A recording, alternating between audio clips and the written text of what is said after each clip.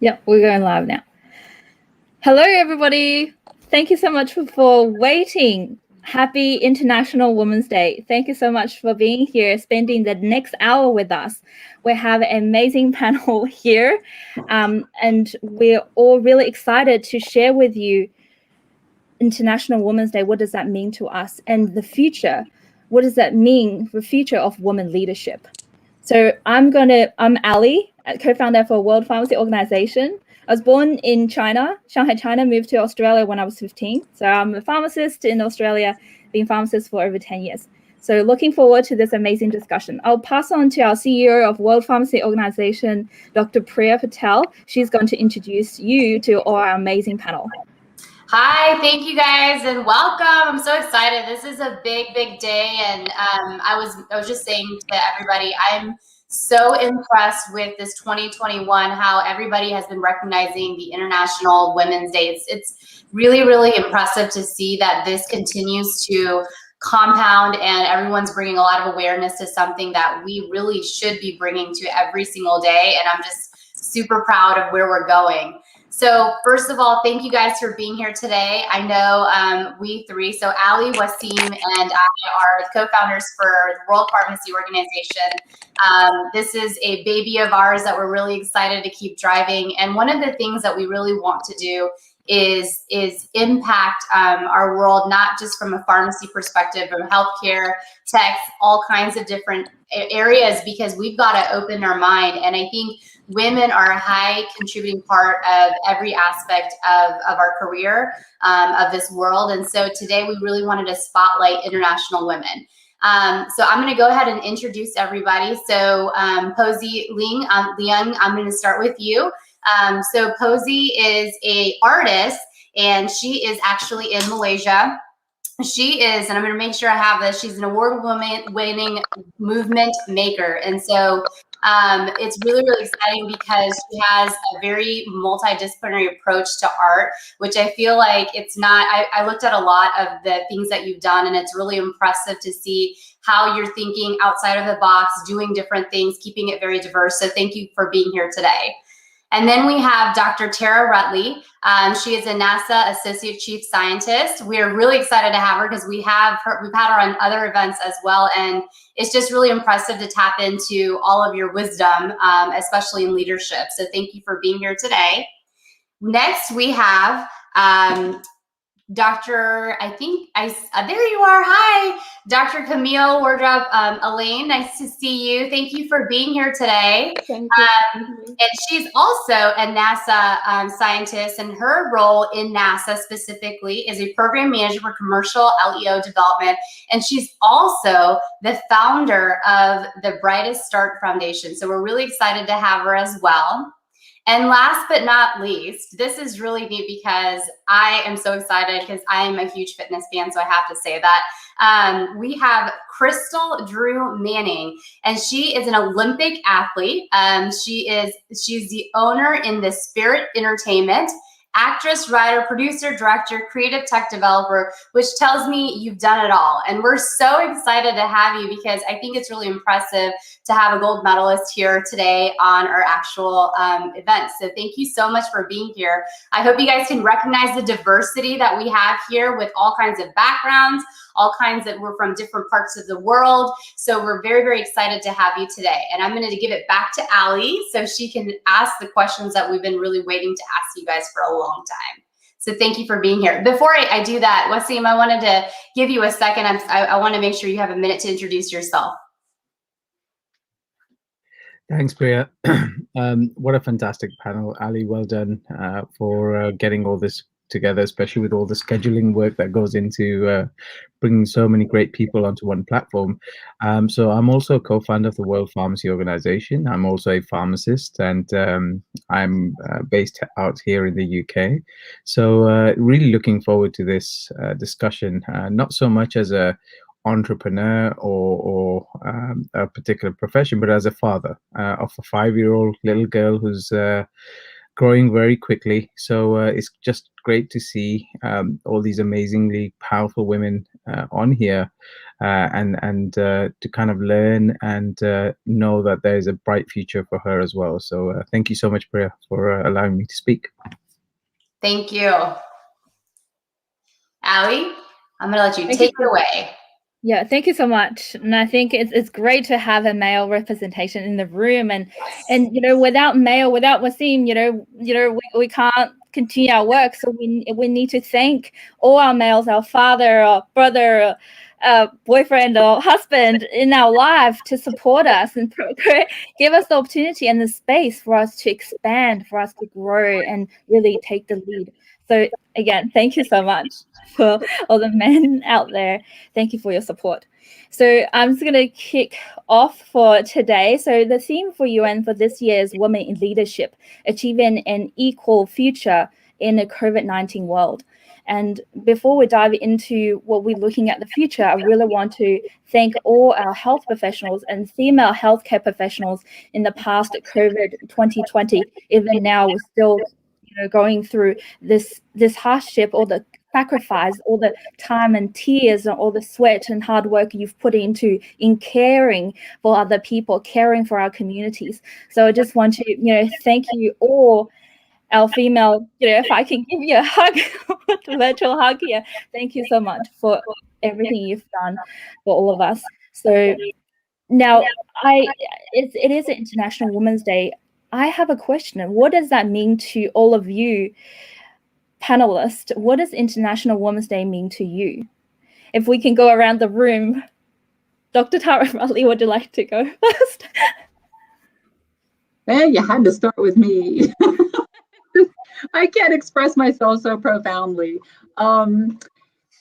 It means that the message is loud and clear that we should all take a second and think about the roles of women in our lives, not just in the professional workplace, but in the homes as well, and in the schools, in leadership positions, or in positions of home where we're raising our children, young women and young men, to understand how important women's presence is in all aspects of society. So for me, personally, International Women's Day means my daughter's birthday. So that's today. I have to say she's a strong international woman. She decided to come out on this day. So we celebrate her every day. And you put something up, Priya, that it just seems like the message about International Women's Day is stronger now more than ever this year, it seems. And you might be right. And in fact, despite the fact that my daughter was born on International Women's Day, I really didn't know what that meant until probably 4 years ago. I first heard about it 4 years ago. I don't know, honestly, when International Women's Day was established. Does anybody on the panel know? No. I try to look that up. Like, on Google, you can look up what is today. The things that came up in history is that I didn't know that Alexander Graham Bell invented things. Like, they had all those things, but there's nothing about international women. So that's a really good question, and I think we're going to take that back and make sure we follow up, because I did look it up. I could not find anything on it. When? Yeah, Poesy. Do you know Poesy? The first time I got active with International Women's Day was 2012. So ever since then, every year for International Women's Day, there's something on. And it's a great honor to be speaking with the World Pharmacy Organization and be among such luminaries around the world. This is the first time I'm on a panel that's truly international with all multidisciplinary speakers, Thank you, Ali, for asking me. So yeah, the first time I've ever heard of it was 2012. So what does it mean for me? Yeah. It's an amazing day to gather with all the other ladies in all disciplines, in leadership position, as well as successful mothers, grandmothers, sisters, wives, and colleagues. So it's a day of reunion, really, with sisters that I've never met before as well. Camille's back. Hello. Technical difficulties today. Back to you, Alley. I just Googled it. Wiki says the first one was established. It was German poster for International Women's Day, March the 8th, 1914. What? For significant Yeah, for it was a long time Anti-Sexism ago. Day, Anti-Discrimination Day It's been a Wow. whole century. There's Wow. poster. So But Look at yeah, that. we didn't start recognizing it in the US until just recently, but it had been recognized around the world for a while. yeah. So yeah, I'm so glad we're all doing this and talking about this. I think awareness is so important. And you know, we have all the leaders here, women leader. Our theme, Camille, to fill it in, you know, is women leadership. I was in your clubhouse room and I was so fired up and listening to all these amazing leaders, you know, around the world, and doctors and scientists, engineers, and I think I want to spread that message out to more people, the young people, girls who are at school, girls at university or high school. You know, who should they look up to? What's the future look like to us? So, Camille, if you like to share with us, what does International Women's Day means to you? For me, it means bringing awareness to the contributions that women have made to societies since the beginning of time, right? And particularly for me, of course, my passion is women in science and technology and engineering. So even bringing awareness to the contributions of women in those fields. But more importantly, it is also highlighting how far we still have to go and really inspiring girls, right, to find their voice, and empowering decision makers and influencers to put policies in place that empower girls around the world. And I know you're doing an amazing job, you know, with your foundation, helping girls, you know, to inspire them to learn the STEM. Would you like to share with us a bit about the foundation, the work you're doing? Yes, thank you. It's called the Brightest Stars Foundation, a nonprofit I founded 12, 13 years ago to educate, empower, and inspire young women around the world to be future leaders in science, technology, and engineering. And really, it's about raising that awareness to them that these fields are possible for them. And I spend a lot of time, mentoring, right? But I realized the other day, I was talking to you guys in your clubhouse room. It was really about building their confidence, and giving them permission to just make those steps that they wouldn't ordinarily feel confident enough to make, whether it's picking a particular subject to study in high school or even the major in college, reaching out to that person that they look up to ask for mentorship, or putting those resumes out to those places that they didn't think that they could ever work for. So it's just really pushing them and giving them that, like, the knowing that I have their back and they have the strength to really take these big steps for themselves and their lives. Well, that's amazing. I know, you know, from a young age, I was, you know, I was born in China, so spent my 15 years in China, remembering doing try to memorize all the formulas, memorizing the whole book and not really finding any fun and not really see the point of why do I have to do this. And I think it's so important to have a mentor in life that really inspire you, to really show you what the future can be, what, you know, can look like. All the maths, all the formulas that you're doing right now can actually really serve a purpose, solve problems in the future. You know, big projects like NASA, you know, how important are all those formulas and, you know, maths and science. So thank you so much for doing that. Just amazing. I would like to move on to Crystal next. Crystal, your amazing work. Another athlete. Crystal, you're still US Olympian, you're competing and you're a female leader on the track. and in your world, and you're doing so much more than just being an athlete. You're a writer, actress. Tell us all, how do you do that? And what does International Women's Day mean to you? Oh, you're muted. There you go.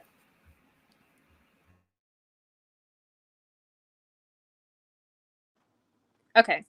Hello, guys. So for me, International Women's Day is to shine the light on women who give hope, who inspire, who empower, who pray, who love, who bear children, who break barriers, who break glass ceilings, who break records, who just never give up. And I know it's easier said than done, but it takes a strong mentality to be a woman of leadership, you know, a married woman, a gem. And so for me, I think that a lot of people don't understand that you can speak things into existence. And so that's what I did with my life. I started modeling really early age. And from that, it led me into acting.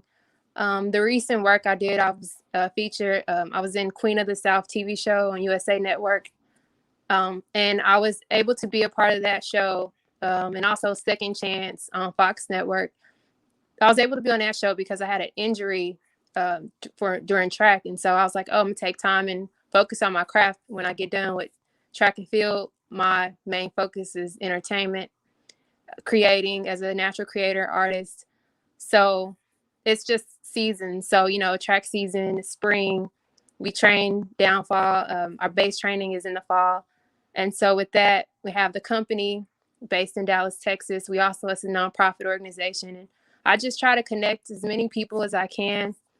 With my nonprofit and entertainment company, we have an internship program with Paul Quinn College, the only HBCU in Dallas, Texas, as well as University of North Texas, Dallas.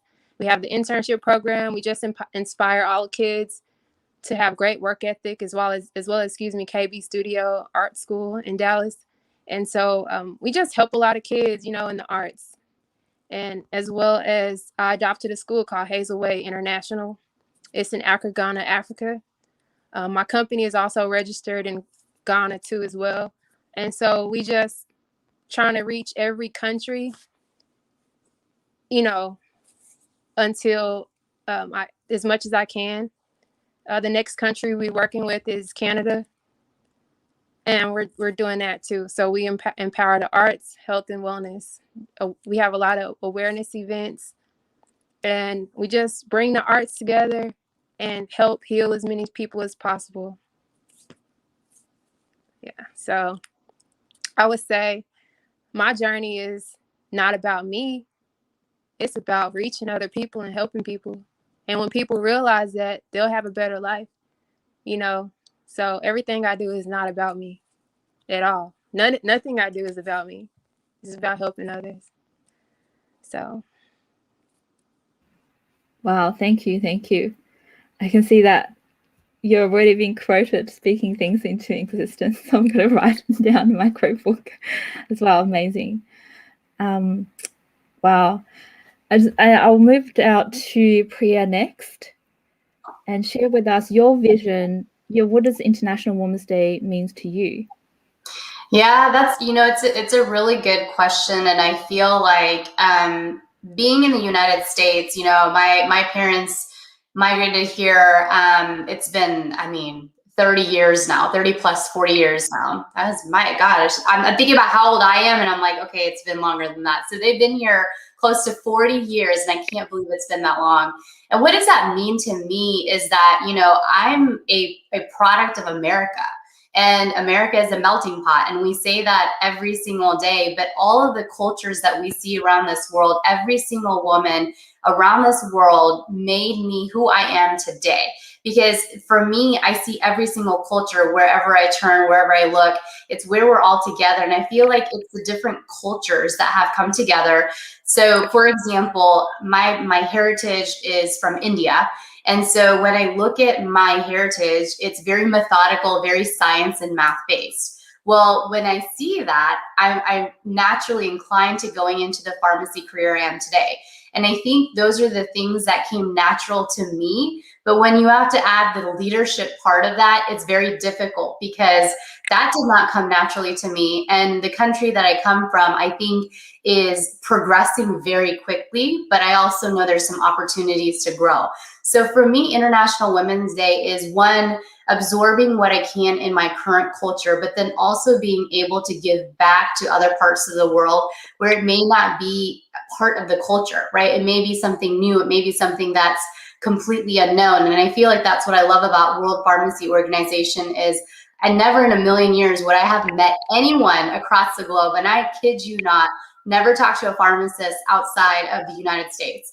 And so I'm here with Wasim and Ali, and it's just crazy that, you know, I'm at work and I was like, they're like, oh, why is there a London number? Why is there an Australian number? And I'm just like, because they're my friends now. And they're like, how do you know them? I'm like, I don't know, it's so crazy. But it makes you realize that I learned so much from connecting to the other part of the world where I didn't realize that, you know, pharmacy has provider privileges, for example, where they can prescribe medications in London. And I know I'm going very technical, but it's those type of things that really I can say, oh, if they can do it, we can do it.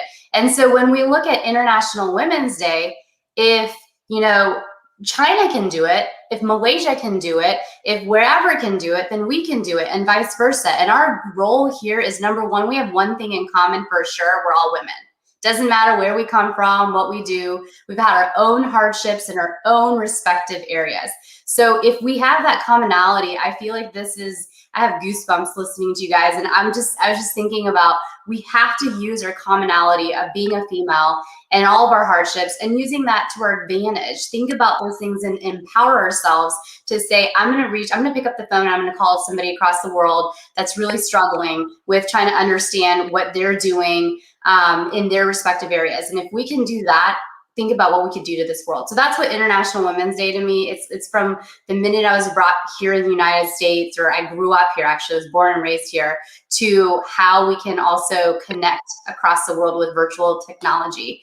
And Ali, you know, we kind of talked about where did International Women's Day start, and we're still trying to figure that out. But I think, why is it so popular this year? I feel like COVID kind of did that, don't you think? Like, having virtual technology and, you know, everybody's connecting, and look how, I mean, that's why I met you guys. It's completely because of COVID.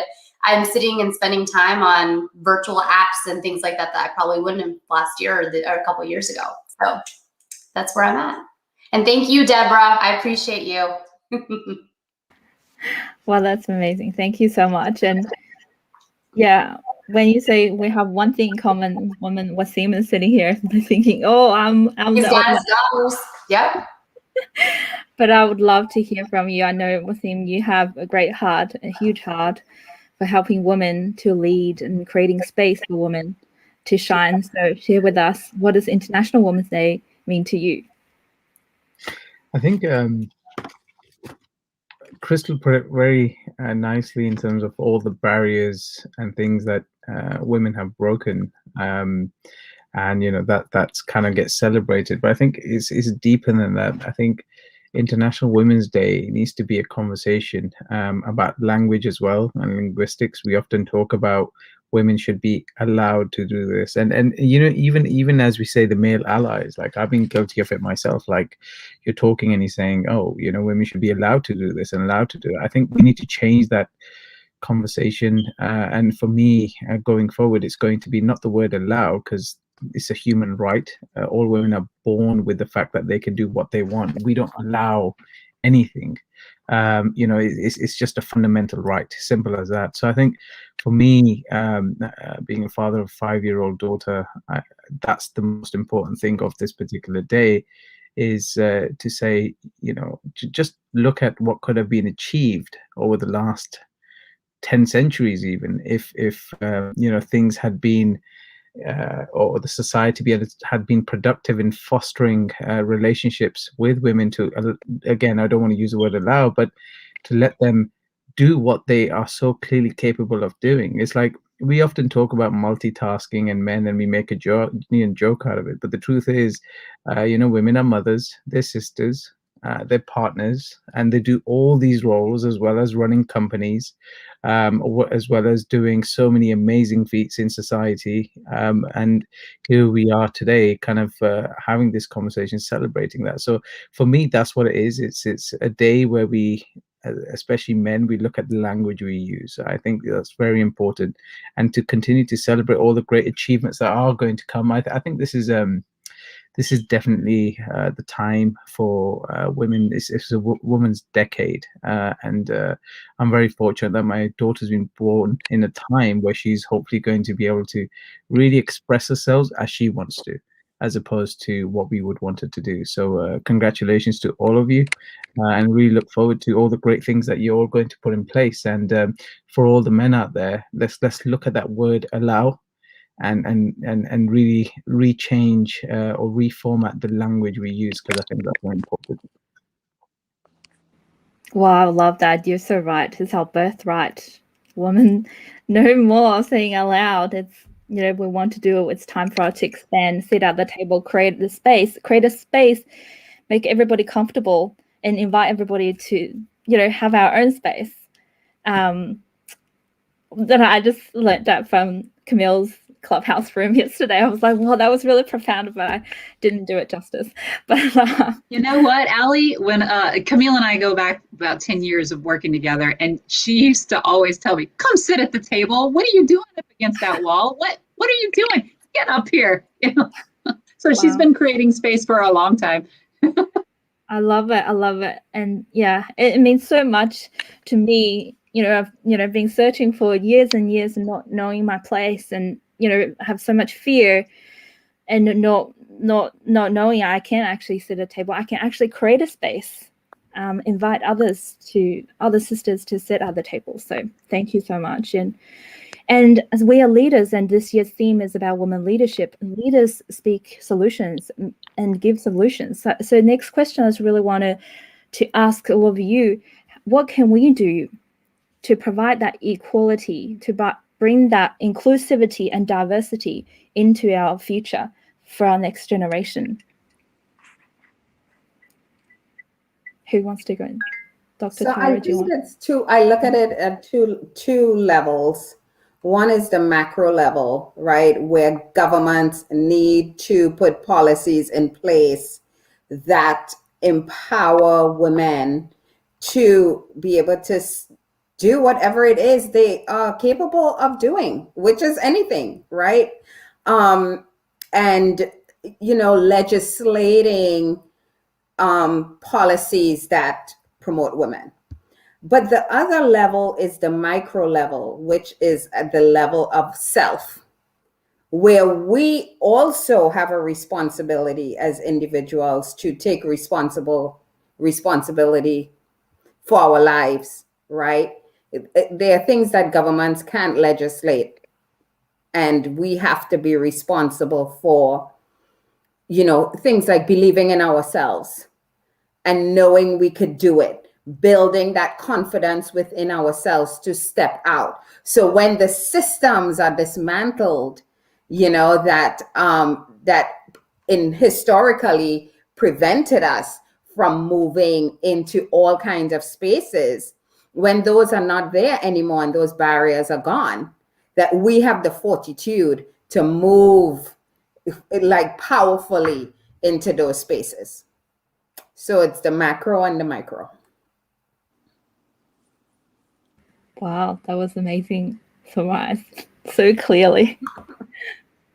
Dr. Tara, would you like to go next? Yeah, and Camille covered it really well, so I will just go down another level, down deeper to the personal piece, but I'm going to focus it on just the leadership piece. One thing I found is to find your network of women that you can call and brainstorm and change the world with subtly. I didn't figure that out until just maybe a year ago. When I left Johnson Space Center to come to work for NASA headquarters. And before I knew it, I was calling these women I knew for advice here and there to help me through. And then I realized, I think this is what leaders do. It's like, I think they call each other and they bounce ideas off each other. And so I have now this ongoing system. Now, we don't all get on the phone at one time, and some of them don't even know each other, but I have regular calendar meetings with them. And also when I have a new idea, I'll call them up and ask for advice. So I think the secret that no one actually told me, or if they did, it was using other words like find a mentor, find an advocate, or you know what? I think literally find some women you like and you can trust, whether if they're in your field, even better, because they understand what you're going through. But even if they're not, sometimes that's good too, because you can bounce these new and strange ideas off of someone who's completely not part of the whole mess that you're in or the whole situation that you're in, and offer some fresh advice. So I'd say find a network of women that you can support each other through, because not only do they support me, they'll call me and I can help with them as well. And it's never been stronger for me as in the past year. And for me, I was fortunate that it's happened organically, but now that I know what it means, I'm telling you all that that's an important thing to be able to do if you can have access to that. Yeah, definitely. It's so important finding your tribe and finding people that, I love that. And I think you are my tribe, and I'm so glad you're here sharing your wisdom with me and with us. So thank you so much. And I'll go, Crystal, would you like to go next? Sure. I would say for me right now, what I'm doing for that is I'm the type of person that if someone's like, I have a problem, I'm a solution person. So right now I'm creating a lot of different projects right now that's based on helping others, more like technology based, as well as just creating opportunities and jobs for people. And that's like what my company does. And so we're targeting the youth. You know, we partner with different organizations like Microsoft, NBC, The Voice TV show. We've partnered with like #1 films. We've partnered with a lot of people. So between the youth, the millennials, Generation Z, baby bloomers, we're able to reach everyone and connect them. And so I'm really just grateful for my team from In the Spirit Entertainment, the vice president, presidents, all of the artists and people that we're connected with. So we're just able to get out what we need to by music, because music is universal. It helps heal people. It changed the vibe and mood of different arenas and atmospheres. And so I'm just happy to be a part of it, as well as, you know, I'm friends with a lot of governors and politicians who needed help with their campaign this year through my company. And so I'm able to connect with them if there are some issues, especially with the blackout that happened in Texas, in the Dallas area. So I'm able to have those relationships based on me helping them with their campaigns. It was like, hey, here's some ideas I can shoot you. And I'm just grateful to have connections with people in that arena where if the community, I could be one of the voices for the community. Well, I am a voice for the community where I'm from, which is Dallas, Texas. Even though I reside in Los Angeles, I'm still able to help connect in that arena. Thank you. Wow, I love that. Look, you're such a powerhouse doing all of these. Wow. And what you said about voice, it's amazing, and that sort of resonated with me. You know, that's what the World Pharmacy Organization is, a voice for pharmacists standing behind the counter. You know, have that narrative they're only the pill counter, and they're always sit behind at the back and not having a voice. Now it's time for us all to have a channel, to have a voice, and to express who we are as people, not just a title, not just a job title, or not just a bachelor or master degree, the letters behind our names. So, wow, thank you so much for sharing that, Crystal. Yes. You're welcome.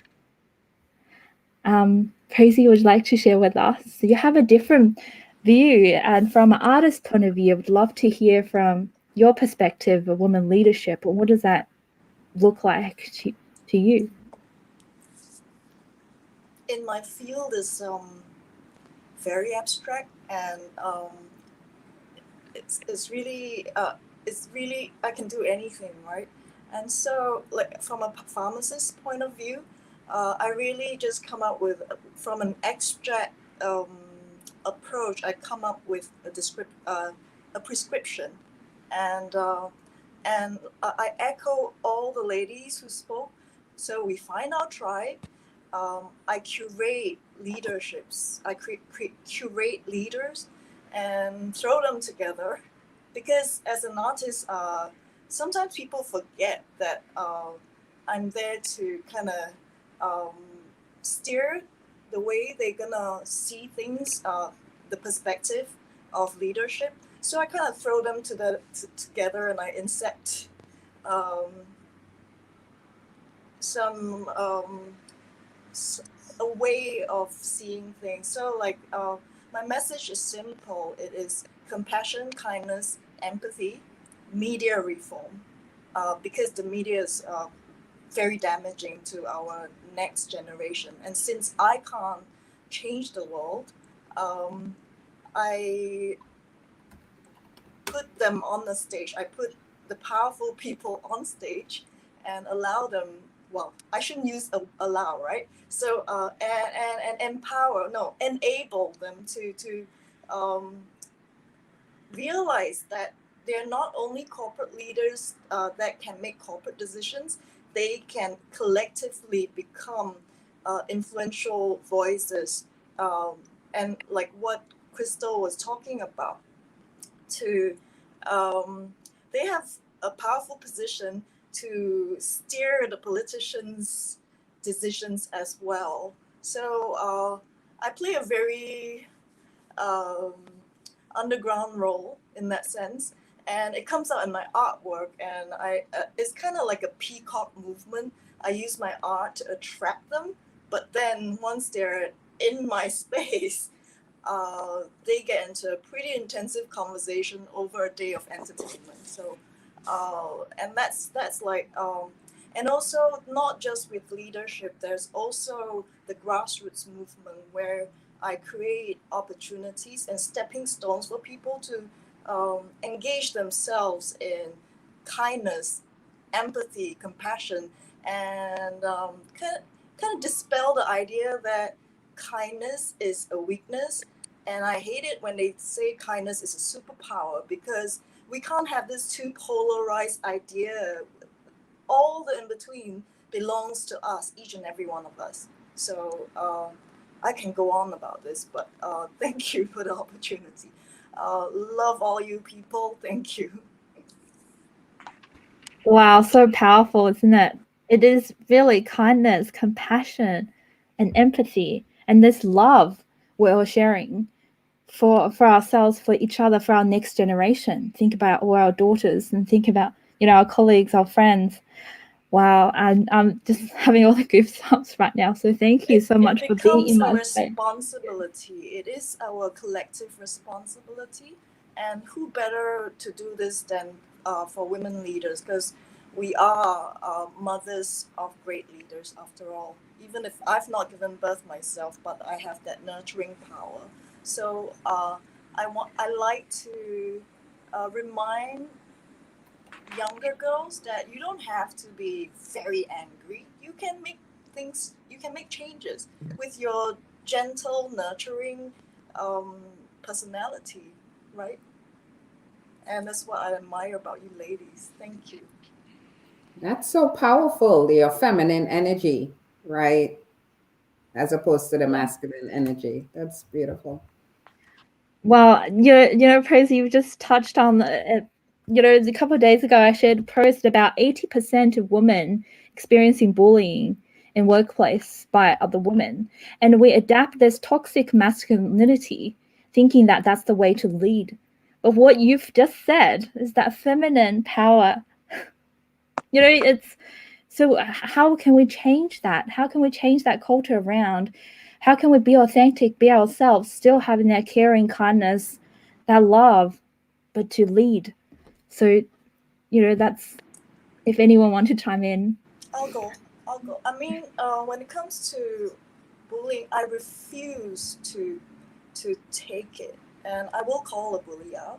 And if any sisters come to me and share a story or even subtle bullying, right? I'll be like, you go stand up to that person, and we gang up. We all gang up. Subtly, they don't really know who your tribe is, but the moment they know that you have a tribe, they'll back off. In fact, we will even invite them into the tribe. And basically, when ladies bully each other, it really comes from a place of insecurity. And the way to counter that is to give them the assurance that they need, that sisterhood. And sisterhood is very important. It took me a while to find this, because I suffered in my journey as a young adult in the spotlight. So it took a while, because when women bully each other, it's because they feel threatened. Yeah. And we must not be a threat to other women. I think there are a lot of hurt, and I think I feel the pain. I've been on the receiving end of it, but at the same time, I can see the hurt in that person that bullied me. So it's just a vicious cycle. So how can we come together and really heal each other, heal ourselves, and stop that at us, and let love and kindness and compassion carry on to our next generation?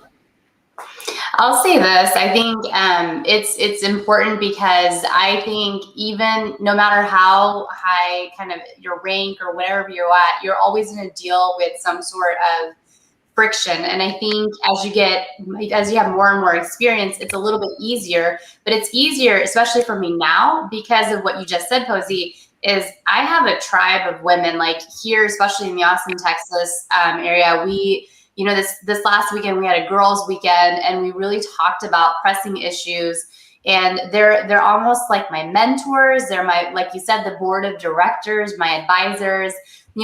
There's all kinds of different things that they serve. And I think the main thing is to continue to stop this vicious cycle, is to take a step back. And also, and it could be the person that's bullying. And instead of, being fierce with, that woman, you made a really good point, is that there's some sort of self-confidence issue. There's something under that, right? And so what I realized is taking that person and saying, hey, you said something, and I think that hit a nerve with that person, but I want to understand, like, what made you say that? And a lot of times it's like, well, I've got, a lot of times it's not even about the person. A lot of times it's, well, I'm really stressed about this. I got stuff going on at home. I've got, this, I have a sick, loved one, a family member that's struggling with COVID, and you have all these things, and you take that back and you're like, I am so sorry that you are going through all this. And you will see that change in dynamic. And I think bullying is a problem. I agree with you, Alley. That's one thing, for sure. But I think we have to take a step back and really say, especially if you have come to this point where you have this, I don't want to say power, but you've earned this respect in society. Use that respect wisely so you can help empower other women, and really sit down and talk to those that may be bullying in that capacity to understand what's really going on. But then there's the other side as well. So I'm interested to see what you have to say. And then Camille, you said something, you mentioned on the feminine, using your feminine side versus using masculinity. And I really want you to kind of speak about that too, because I think that's really important in what you're saying, Alley, with bullying and really representing other women. Yeah, I experience it on a daily basis, where I am surrounded by women that are just, they feel like they have to show up like the men do. And part of it is how they were socialized, right, in the environment growing up. And they've been rewarded for showing up like that. Those are the women that have been promoted, right, to the highest levels, because the men are like, oh yeah, they have these qualities that we value, which is just crazy. And then they put down all the other women who don't, I wouldn't say not as confident. They may be confident, but they don't feel like they have to drop the F-bomb in a meeting, for example, which is so inappropriate. And I often hear the women saying those things and not the men, right? So I think the example of showing up as a leader to girls where you can be nurturing, you can be supportive, you can get your point across without, aggression, is so important. It's such an important example, and just really bringing your true, authentic, feminine side to the boardroom, I think is so important. Yeah, I love that. Be authentic and feel free to be ourselves. I think part of us creating a space is we are able to feel comfortable and feel safe to be ourselves, be authentic, be in that space. So wow, thank you. So I'm going to come to Wasim. So after you hearing all of us talking about feminine energy, how are you feeling on the other, not on the other, you're on our side, but how are you feeling? Wasim, can I embarrass you for a second though? Because I will be honest with you, I have never met a man I've met men, but like I've never met with like a guy like Wasim who has really been so supportive with Allie and I. We were like so excited. We're like, we want to do this, women, and Allie specifically. I have to say, like, I have to give it up to her. She has spent so much time putting this together, and thank you so much, because this is really amazing. Like, it's really touching me. And I think the thing that's really exciting is the fact that we have Wasim who constantly supports us, and he's usually the one that's leading these conversations, so I'll say that. And it's like today, just seeing him very quiet, I'm just listening, because he's the man behind the curtains for all of this, where, making sure like, hey, do you guys need help with anything? But he was so like supportive, like, whatever you guys want to do, let me know where I need to be. And that can be difficult sometimes, right? When you're the leader of many of these type of discussions. So I just want to say thank you so much for supporting us, because you just let us go, especially Allie. She's just like, I'm gonna do all this stuff, and we're like, yes, how can we help you, Allie? So anyways, Wasim, I won't embarrass you anymore. Oh wow. No, you know what, it's interesting. So I grew up in a household where my mum was also a very strong character, and looking at my mum and dad's relationship, so we come from Asian background, but my mum and dad had a love marriage. Very, very strange in the time that they kind of come from. I was born in 85. So in the 70s, it was such a taboo thing. You didn't do love marriages, right? It didn't happen. So a lot of the family stopped talking to them for a number of years. So it was just them two really when we were growing up. And, my dad would do the cooking, he'd do the washing, he'd do all those things that we grew up on and we saw as normal, right? And my mom would be just as supportive when it came to whatever projects they were doing, and they were a team. I think that had a big part to play. And we were talking about the way we act with each other, especially say how women perceive women. And I think, Camille, something you said in terms of rewarding, I think that's very true, that past experiences end up defining how we live the rest of our lives to a certain extent, especially the emotional component to that. So, and then you live in this constant cycle, right? If this is what you've seen working around you all the time, then that's the way I'm going to act to succeed. And I think that is one of the biggest issues, in that, why do we see certain behaviors and we see them so prominently in front of us, when, especially in a work or a business environment? And thus, it is literally looking at that past. I think once you can retire the kind of emotional element to what you've seen when we're growing up, and those behaviors to the past, that's when we can truly create our future. So, and also, for me, it's not just about I think leadership is about getting results, right? If you're a great leader, you need to get great results. And great results don't come by shouting the loudest or wanting to be in front of the camera all the time, or being, hey, I should be leading this discussion. It's actually recognizing where the highest possibility of result is going to come from, right? Once you look at it from that perspective, it doesn't really matter who's leading the conversation or who the CEO is or whatever, because ultimately the results are coming through, and then that's the perspective you need to take.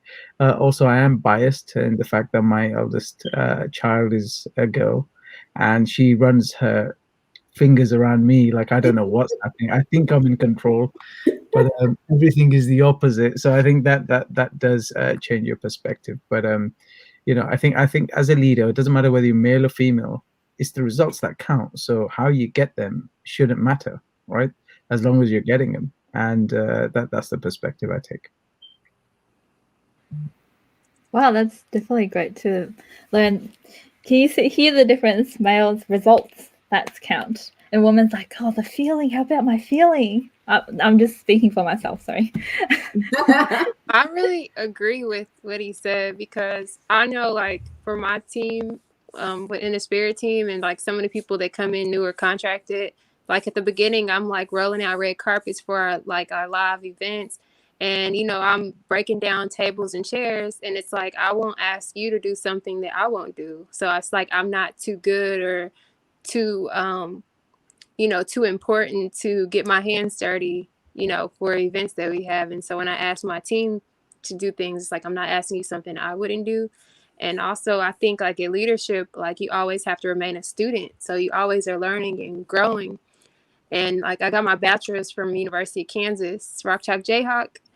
But I would say like right now I'm in school learning. I'm getting my master's right now at Keller Graduate School of Management. I'm also enrolled another full-time school at Harvard Business School. So I would say like always learning and making your weaknesses your strengths, and just keep growing and like humanize yourself.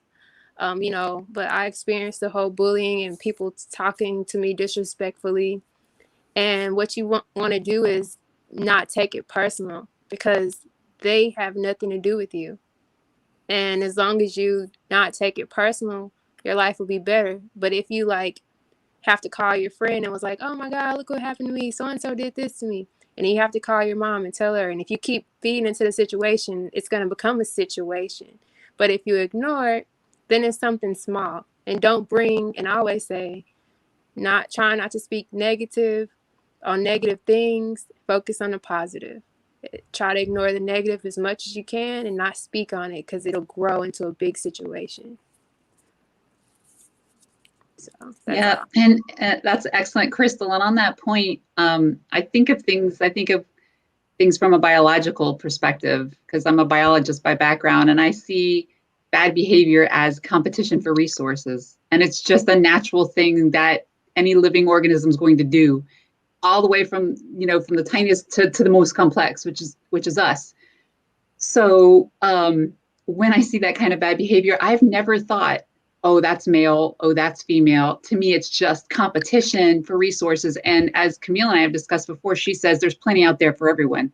And in truth, there's plenty of resources out there for all organisms. But the one thing you have to do is adapt. Organisms have to adapt or die. So as we navigate these bullies or these, fussy leadership or ways that rub us the wrong way, these bad behaviors, we have to figure out, if we can't change them, we have to figure out how we adapt best, adapt and move on, adapt and move up, so that when we get into that position, we can model the kind of behavior that we expect to see. And I've never had to be, bitchy. I've never had to be, awful or mean or bully. I've always been just me. And I think that's why people enjoy working with me. And I enjoy working with others, male or female, who enable us to have fun and do important things, kind of to Wasim's point, and it doesn't matter to me if it's male or female, as long as the outcome is the same. However, I recognize that there are certain situations where women are just marginalized, bullied. I fortunately haven't witnessed it firsthand, but I sure know women that I work with who have experienced it. And maybe I have witnessed it firsthand, and it just went over my head, fortunately, because like I say, I boil everything down to competition for resources, and I see it in both genders. So it's just something to keep in mind as we adapt, and then as we move on, how we model our behavior for everybody. That's true. Wow, that's great. Have scientific to back us up. So, well, that's great. Thank you so much for That's sharing. a really good perspective. Thank you for blowing my mind this morning. You're very welcome. It's such logical thinking for me. It helps. And how amazing we'll have different personalities and all have different way of thinking, and we're coming together and discuss the same, topic today. So wow, power of International Women's Day, bringing all minds together. This is how technology makes us more intelligent. A good example of how we use our social media platforms for good. Well, we have 5 more minutes before we close the room. So I just want to hear from Priya and Wasim on what your solutions for future women leadership and equality. So I think it's kind of like our vision that we talk about, right? And I'm going to use WPO as a platform that I'm very, very fortunate and blessed to have you guys, because I think that the diversity from different parts of the world has really allowed me to see the challenges. And I think the solution needs to be, we have to talk about it.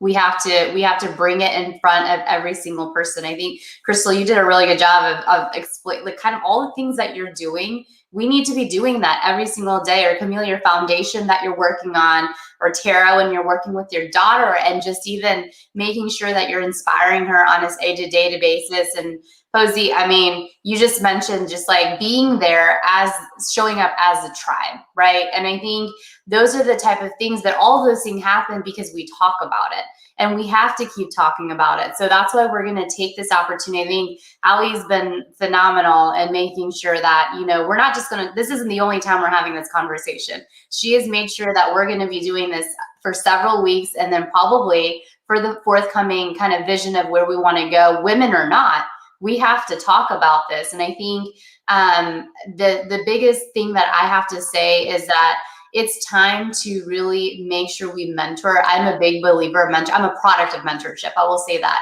For about 20 plus years, I have a mentor that brought me to Texas and brought me to this organization. And I will never forget that. And, and I'm talking about males and females who have really, mentored me when I'm having a bad day, call them and really be very objective about how we're going to get this. And our goal today is to continue to bring this and bring light to this matter, and find opportunities to say, how are we going to connect with those that may not have this amazing opportunity, could be in a different part of the globe. There's plenty of women and men both that don't even have a voice, and they don't know how to use their voice. And if we can just show them that one thing of how you use your voice, think about where they could go. So that's kind of where I see that, Alley. And then, I mean, Wasim, I want to hear what you have to say as well.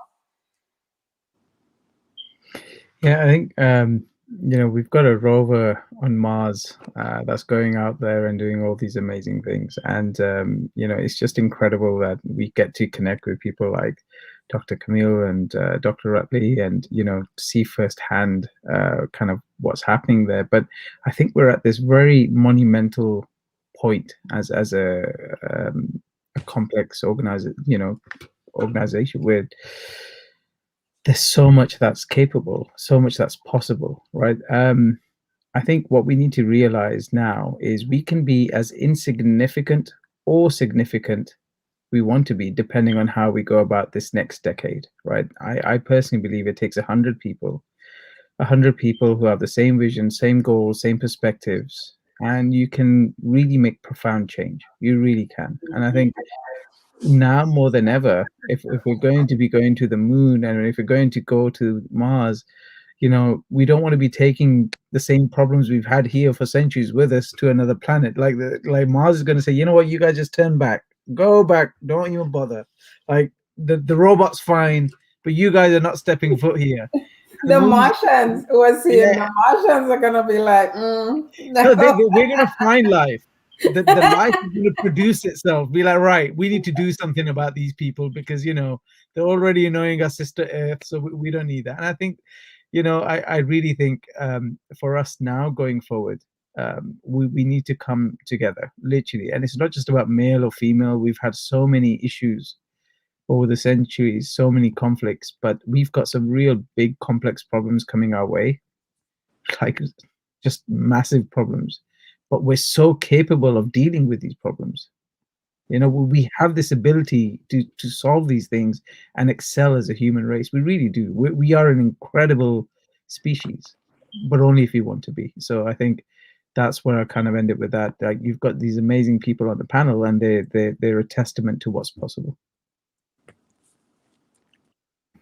Wow, that's wonderful. Thank you so much. And it has been an amazing hour spending with you all, learning all these different perspectives and insights, and from different sectors, different areas. So, and this is our opening event. We're looking forward to more discussions down the track in the rest of this month and more, to really bring women leadership and women, and to help to empower women and provide a space and help women to create space for our future and work with men together to create a better future. So thank you so much for joining us today. Oh yeah, Poesy. You're gonna say something. I just wonder if, you know how our words are alchemy. So if we can be a little bit more intentional whenever we are in a room, even if it's a room full of girls, we always say, hey, you guys. Yeah. So if we can just switch that a little and say, hey, you girls, start doing that if we can. Just an awareness. Yeah, thank you. That's such an amazing point, Poesy, because like when we're having discussions between me, Ali, and Priya, I have to remind myself, hey, ladies, as opposed to, hey, guys. You're absolutely so true in that. That's fantastic. Wow, thank you for so spending much for having your me. precious time with us. Thank you. And for everyone watching, if you're watching replay, #replay to let us know and share your thoughts. Thank you so much. Good morning, good afternoon, good evening. Thank Happy you. International Women's Day. Love you all. Bye.